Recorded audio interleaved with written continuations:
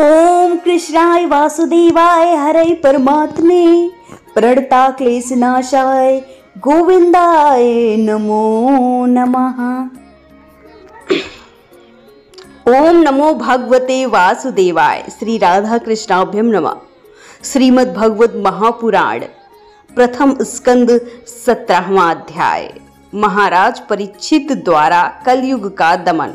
मित्रों, अभी तक हमने श्रीमद् भागवत पुराण का प्रथम स्कंद पहले अध्याय से लेकर 16वें अध्याय तक चैनल पर उपलब्ध करा दिया है। आज हम प्रारंभ कर रहे हैं श्रीमद् भागवत महापुराण प्रथम स्कंद 17वां अध्याय। महाराज परीक्षित द्वारा कलयुग का दमन। सूत जी कहते हैं, सौनक जी, वहां पहुंचकर राजा परीक्षित ने देखा कि एक राजवेशधारी शूद्र हाथ में डंडा लिए हुए है और गाय बैल के एक जोड़े को इस तरह पीटता जा रहा है जैसे उनका कोई स्वामी ही ना हो। वो कमल तंतु के समान श्वेत रंग का बैल एक पैर से खड़ा कांप रहा था तथा शूद्र की ताड़ना से पीड़ित और भयभीत होकर मूत्र त्याग कर रहा था। धर्मपयोगी दूध, घी आदि हाविष्य पदार्थों को देने वाली वह गाय भी बार बार शूद्रों के पैरों की ठोकरें खाकर अत्यंत दीन हो गई थी। एक तो वह स्वयं ही दुबली पतली थी, दूसरे उसके पास उसका बछड़ा भी नहीं था। उसे भूख लगी हुई थी और उसकी आंखों से आंसू बहते जा रहे थे। स्वर्ण जटित रथ पर चढ़े हुए राजा परीक्षित ने अपना धनुष चढ़ाकर मेघ के समान गंभीर वाणी से उसको ललकारा।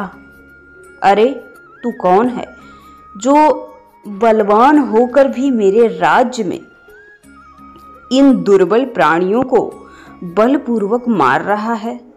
तूने नट की भांति वेश को तो राजा का सा बना रखा है, परंतु कर्म से तू शूद्र जान पड़ता है। हमारे दादा अर्जुन के साथ भगवान श्री कृष्ण के परम धाम पधार जाने पर इस प्रकार निर्जन स्थानों में निरापराधों पर प्रहार करने वाला तू अपराधी है अतः वध के योग्य है। उन्होंने धर्म से पूछा। कमल नाल के समान आपका श्वेत वर्ण है, 3 पैर पर ना होने पर भी आप एक ही पैर से चलते फिरते हैं। ये देखकर मुझे बड़ा कष्ट हो रहा है। बतलाइए, आप क्या बैल के रूप में कोई देवता हैं? अभी भी यह भूमंडल कुरुवंशी नरपतियों के बाहुबल से सुरक्षित है।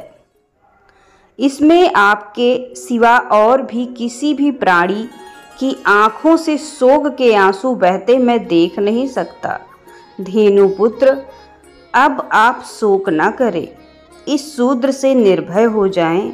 गौमाता, मैं दुष्टों को दंड देने वाला हूँ, आप रोएं नहीं, आपका कल्याण हो। देवी, जिस राजा के राज में दुष्टों के उपद्रव से सारी प्रजा त्रस्त रहती है, उस मतवाले राजा की कीर्ति, आयु, ऐश्वर्य और परलोक नष्ट हो जाते हैं। राजाओं का धर्म यही है कि वे दुखों को दूर करें। ये महादुष्ट और प्राणियों को पीड़ित करने वाला है, अतः मैं अभी से मार डालूंगा। सुरभिनंदन, आप तो 4 पैर वाले जीव हैं, आपके 3 पैर किसने काट डाले? श्री कृष्ण के अनुयायी राजाओं के राज में कभी कोई भी आपकी तरह दुखी न हो। वृषभ, आपका कल्याण हो। बताइए, आप जैसे निरपराध साधु का अंग भंग करके किस दुष्ट ने पांडवों की कीर्ति को कलंक लगाया है? जो किसी अपराध प्राणी को सताता है, निरपराध प्राणी को सताता है, उसे चाहे वो कहीं से भी रहे, मेरा भय अवश्य होगा। दुष्टों का दमन करने से शत्रुओं का कल्याण ही होता है। जो उद्दंड व्यक्ति निरपराध प्राणियों को दुख देता है, वो चाहे साक्षात देवता ही क्यों ना हो, मैं उसकी बाजूबंद से विभूषित भुजा को काट डालूंगा। बिना आपत्ति काल के मर्यादा का उल्लंघन करने वालों को शास्त्रानुसार दंड देते हुए मैं धर्म में स्थित लोगों का पालन करना राजाओं का परम धर्म होता है। धर्म ने कहा, राजन, आप महाराज पांडु के वंशज हैं। आपका इस प्रकार दुखियों को आश्वासन देना आपके योग्य नहीं है, क्योंकि आपके पूर्वजों के श्रेष्ठ गुण ने भगवान श्री कृष्ण को उनका सारथी और दूत आदि बना दिया था।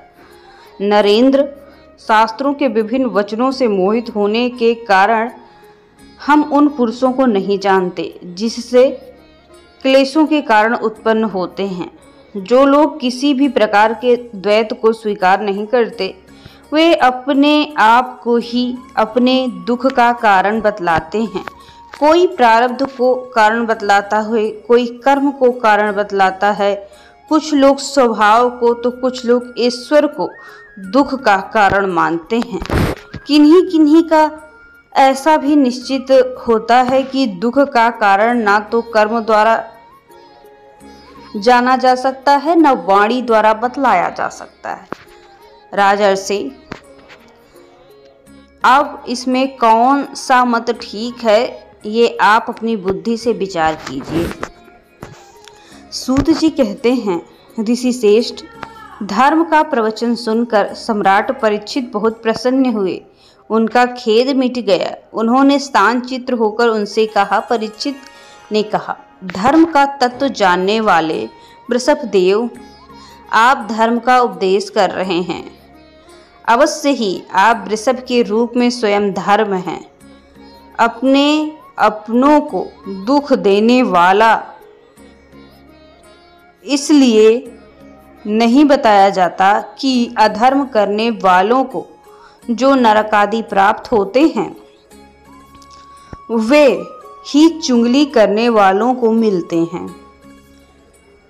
अथवा यही सिद्धांत निश्चित है कि प्राणियों के मन और वाणी से परमेश्वर की माया के स्वरूप का निरूपण नहीं किया जा सकता।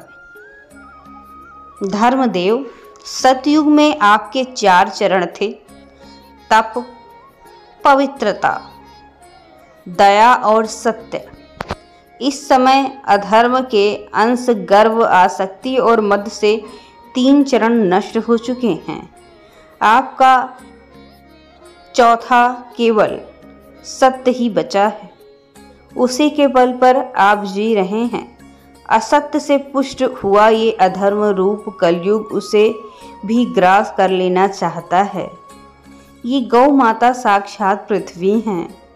भगवान ने इनका बोझ उतार दिया था और ये उनके राशि सौंदर्य बिखेरने वाले चरण चिन्हों से सर्वत्र उत्सवमयी हो गई थी।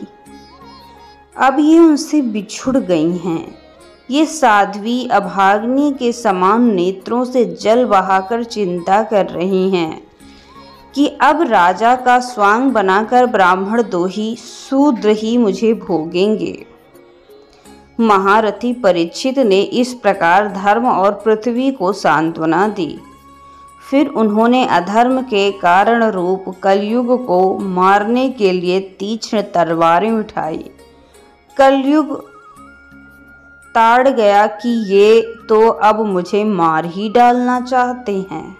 अतः वो झटपट उनसे अपने राज चिन्ह उतार डाले और भय विह्वल होकर उनके चरणों में सिर रख दिया। परीक्षित बड़े ही तेजस्वी दीन वत्सल शरणागत रक्षक थे। उन्होंने कलयुग को अपने पैरों पर पड़े देखा तो कृपा करके उसको नहीं मारा, अपितु हंसते हुए उन्होंने कहा। परीक्षित बोले, जब तू हाथ जोड़कर शरण में आ गया है, तब अर्जुन के यशस्वी वंश में उत्पन्न हुए किसी भी वीर से तुझे कोई भय नहीं, परंतु तू अधर्म का सहायक है, इसलिए तुझे मेरे राज्य में बिल्कुल नहीं रहना चाहिए। तेरे राजाओं के शरीर में रहने से ही लोभ, झूठ, चोरी, दुष्टता, स्वधर्म त्याग, दरिद्रता, कपट, कलह, दंभ और दूसरे पापों की वृत्ति बढ़ती है। अतः अधर्म के साथी इस ब्रह्मवर्त में तू एक क्षण के लिए भी मत ठहरना, क्योंकि ये धर्म और सत्य का निवास स्थान है।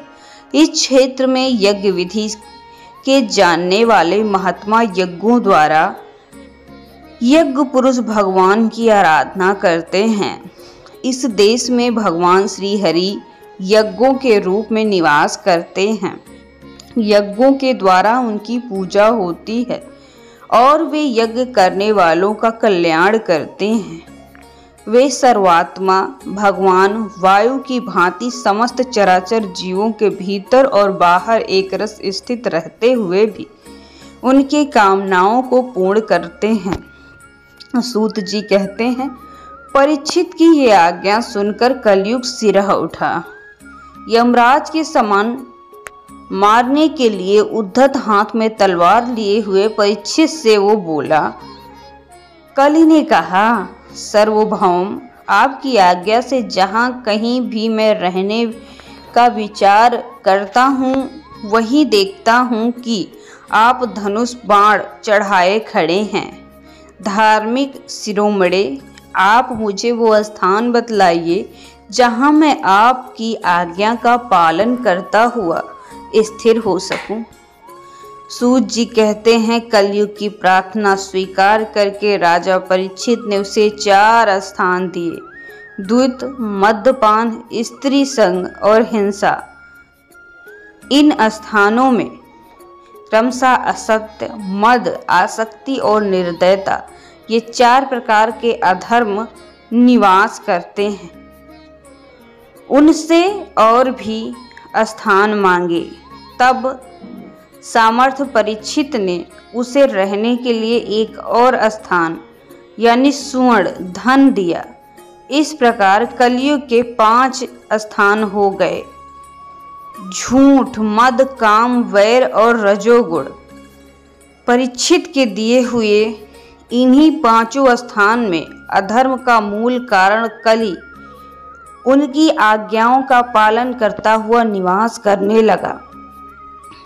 इसलिए आत्म कल्याणकामी पुरुषों को इन 5 स्थानों का सेवन कभी नहीं करना चाहिए।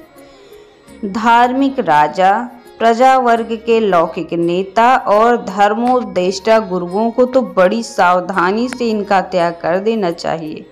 राजा परीक्षित ने इसके बाद वृषभ रूप धर्म के 3 चरण तपस्या, शौच और दया जोड़ दिए और आश्वासन देकर पृथ्वी का संवर्धन किया। वे ही महाराज परीक्षित इस समय अपने राजहंस पर, जिसे उनके पितामह महाराज युधिष्ठिर ने वन जाते समय उन्हें दिया था, विराजमान हैं। वे परम यशस्वी सौभाग्य जन चक्रवर्ती सम्राट राजर्षि परीक्षित इस समय हस्तिनापुर में कौरव कुल की राजलक्ष्मी से शोभायमान है। अभिमन्यु नंदन राजा परीक्षित वास्तव में ही ऐसे प्रभावशाली हैं जिनके शासनकाल में आप लोग इस दीर्घकालीन यज्ञ के लिए दीक्षित हुए हैं। बोलो वृंदावन बिहारी लाल की जय। और मित्रों, यहीं पर 17वां अध्याय समाप्त होता है। चैनल को सब्सक्राइब नहीं किया है तो प्लीज कर लीजिए। Thanks for watching.